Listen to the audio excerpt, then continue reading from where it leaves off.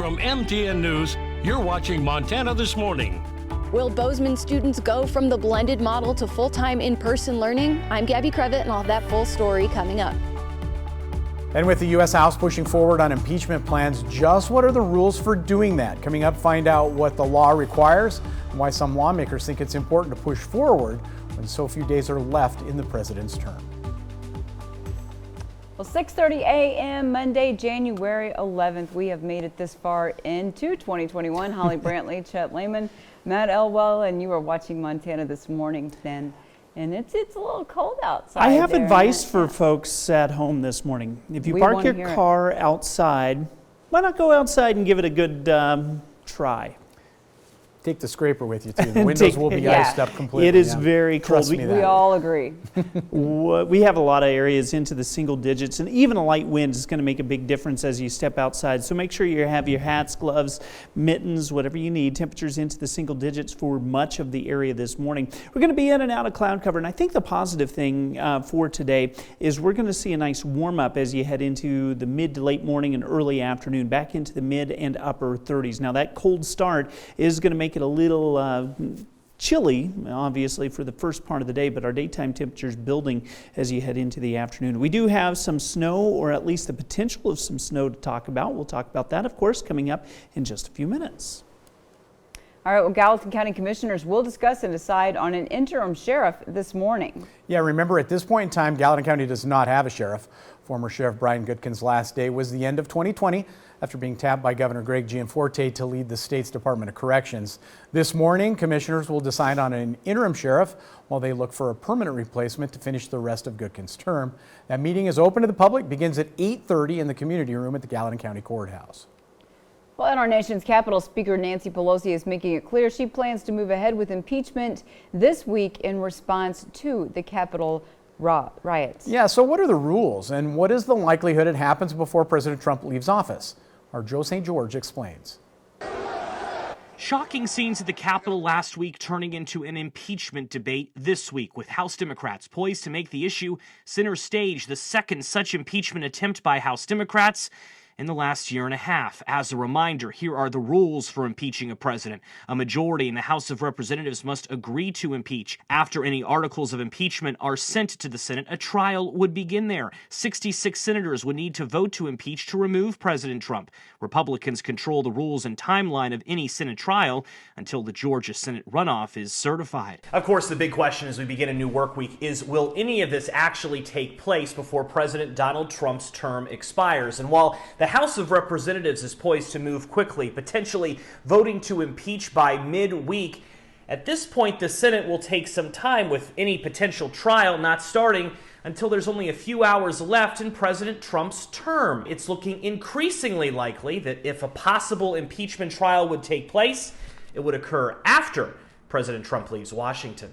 Voice disapproval. Democratic Representative James Clyburn of South Carolina even suggesting Democrats may wait months to send articles of impeachment over to the Senate, not wanting a Senate trial to distract from President-elect Biden's ambitious agenda, which includes COVID economic relief. Let's give President-elect Biden the 100 days he needs to get his agenda off and running, and maybe we'll send the articles sometimes after that. If you're wondering what the point of a post-presidency impeachment would be, well, for one, the Constitution allows for it, and it's possible the Senate, if they voted to convict, could prevent Trump from ever running for office again. Because the timeline of impeachment has become more difficult, some members of Congress are pushing for a bipartisan censure of the president that would only require a simple vote and not a trial. Still, as the Capitol gets back to work, the images of last week remain.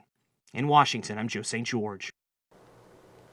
Friday, a hiker on Waterworks Hill in Missoula found a swastika placed near the hill's popular peace sign. Yeah, now the hiker notified Parks and Recreation, who contacted the owner of the hill. That's Jeanette Rankin Peace Center. Volunteers worked to remove the structure, do some other maintenance in the area once they received the word of the swastika.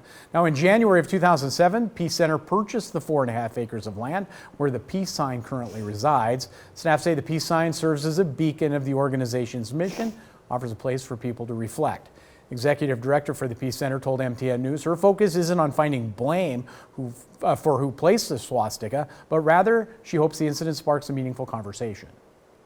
You know, we got a lot of comments about how sad it was that this happened, but it's really a conversation, and it was a wonderful opportunity for about a dozen folks to get together yesterday and feel like they were doing something, pairing the peace sign, putting it back together again, sort of reinforcing their resilience of the conversation of peace, and saying that, you know, every single time love overcomes hate. Now we're told the Jeanette Rankin Peace Center will be working with Har Shalom to address the situation and future incidents that could arise. Swastika has been taken down though, and the public is encouraged to visit the Peace Park on Waterworks Hill. Well, the Bozeman School District Advisory Task Force was assigned to develop thresholds that would trigger a discussion about what instructional model students should be in during the COVID-19 pandemic. MTN's Gabby Crevitt tells us how that decision-making process has changed.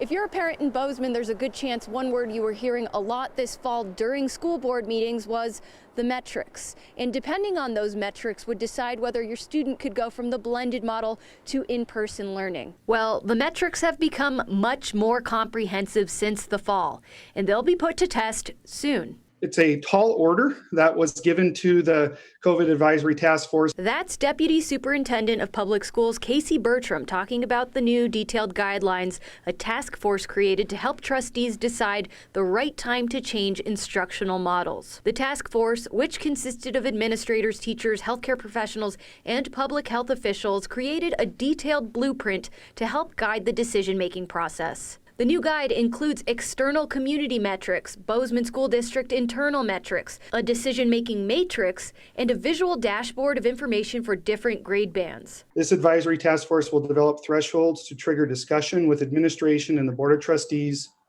regarding specific instructional model decisions, including remote, cohort, blended, 4+1, and 5 days of in-person instruction. Ultimately, it's the school board trustees who decide how and when the schools will open and close. But the new metrics will help administrators make their recommendations to trustees. The community's been asking us for formal metrics for a long time, and I'm happy that we were able to reach the point to have this. School board trustees are scheduled to hear recommendations from administrators about instructional models for each grade band. According to Bozeman School District documents, those recommendations will be based off of the new metrics from the COVID Advisory Task Force. Reporting in Bozeman, Gabby Crevitt, MTN News.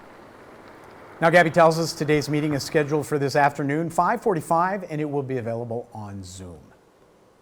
Well, she's a 12-year-old girl with a love of reading, and she's the center of tonight's Awaiting Child. Our John Amy introduces us to her. Addison Harrington is looking for loving parents that share her values. People who like happy people, like overall happy people. The 12-year-old likes reading, coloring, and helping out whenever she can. She's kind, she's creative, gets along with the other kids. She's looking for a family that will be patient and kind and provide her permanency. She's also looking forward to having pets of her own one day. I would either get a skinny pig or a cat, and then I'd name the cat Robert and the skinny pig Julie. Addison has been moved around quite a bit lately, and she's really hoping to settle down with a loving family.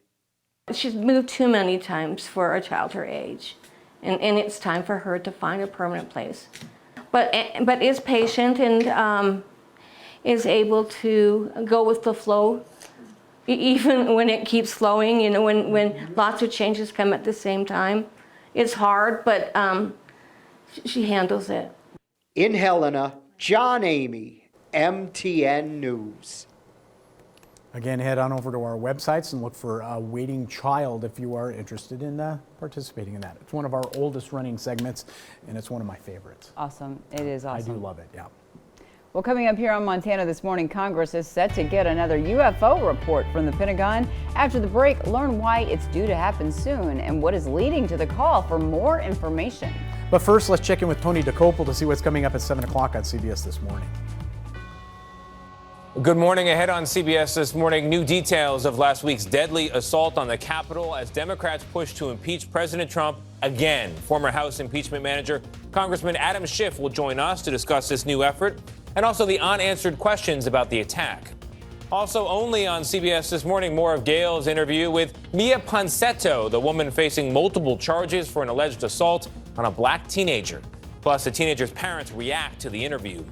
And meet the cowgirl behind a program called Saddle Up and Read, how her love of horses is helping children learn how to enjoy books. Maybe even books about horses. We'll see you at 7.